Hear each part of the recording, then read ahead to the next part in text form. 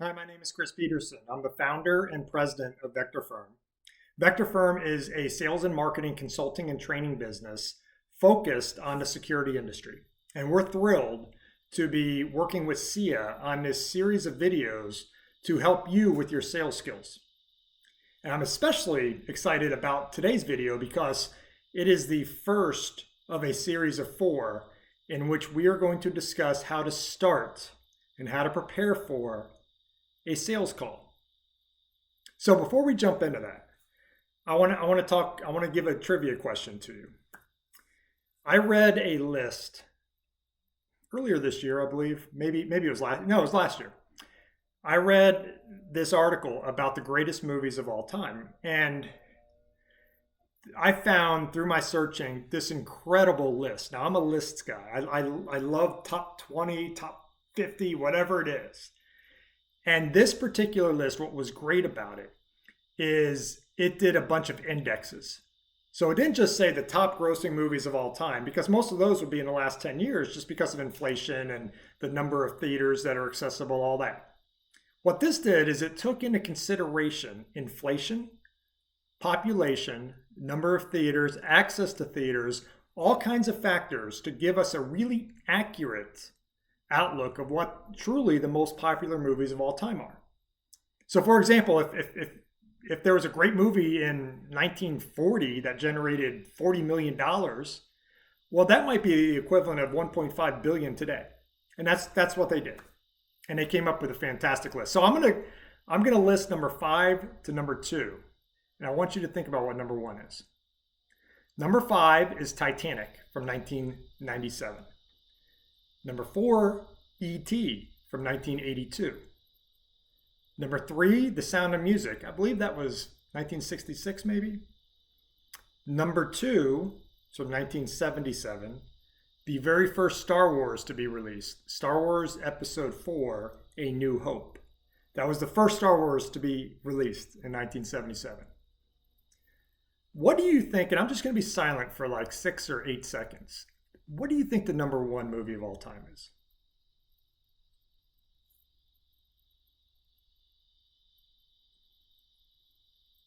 If you said, or if you thought, Gone with the Wind, you nailed it. Gone with the Wind, when you take in all these other factors, turns out to be the most popular movie of all time. So I'm curious, are you in a different place right now than you were 2.5 minutes ago when we started talking about the movies? Are you more, do you find yourself paying more attention to this video?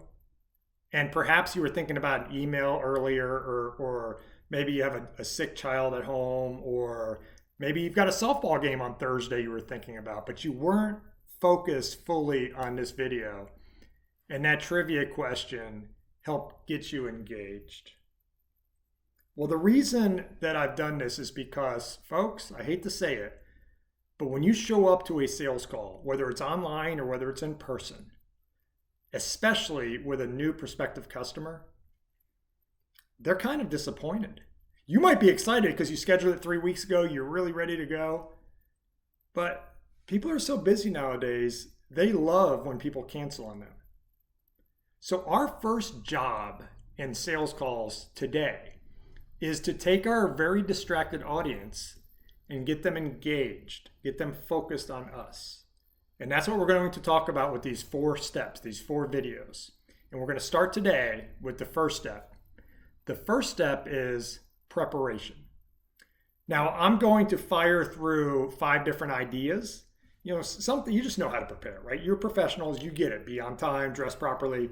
We're not necessarily going to go into those generic. I'm going to give you some different ideas, hopefully, and you'll grab a nugget or 2 from it. So this covers everything from the time the customer comes out and greets you in the lobby or shows up to your online call, all the way back to when you scheduled the appointment. All right, before your appointment, I always suggest 2 days ahead of time, send a confirmation email, and in that confirmation email, include everyone that's going to be at the meeting, as well as an agenda, a glossary of terms, in case you're referring to things that maybe they don't know what they mean, or perhaps they know what it means, but they're different, like cloud. Some people use hosted, some people use cloud, some people use as a service. What is your glossary? Also send them some questions to ponder. Hey, between now and our meeting, think about these two things. Number 2, connect with everybody on LinkedIn. If you're meeting with 6 people, you should have an invitation to all 6 of those people on LinkedIn. Now, what this does is it helps remind them, oh yeah, that's right, Michelle's coming on Thursday. And it also makes them realize that you're a professional and you care about them.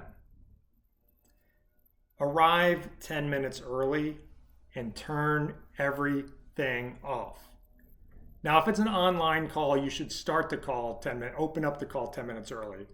So you should turn everything off 20 minutes early. Give yourself a 10-minute buffer between the time you're going to start the meeting and the time you turn off all your devices. No phone, no computer.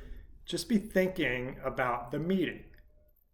The worst thing you can do is get a terrible email and your contact comes out and says, "Hi, Chris, how you doing? Come on back." And you're thinking, oh my gosh, I got to finish this email. Nope.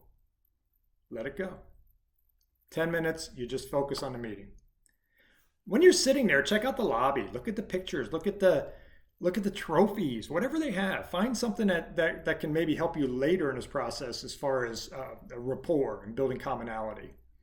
And then if you're online, as I mentioned earlier, start the call 10 minutes early. Open it up, and as people come on, begin small talk with them. Don't just say, "Hey, we're waiting until." No, be there. First person comes on, just chat with them. And get to know them a little bit. Remember, you connected on LinkedIn, so you know a little bit about them. They know a little bit about you. So that's it, folks. The first step is to be prepared, and they need to be prepared. So send that email, connect with them on LinkedIn, arrive 10 minutes early, and turn off everything. Check out the lobby while you're waiting. And then finally, if you're online, start having small talk with people as they come on before the call actually starts. The objective is this: you're not distracted. They're not cold.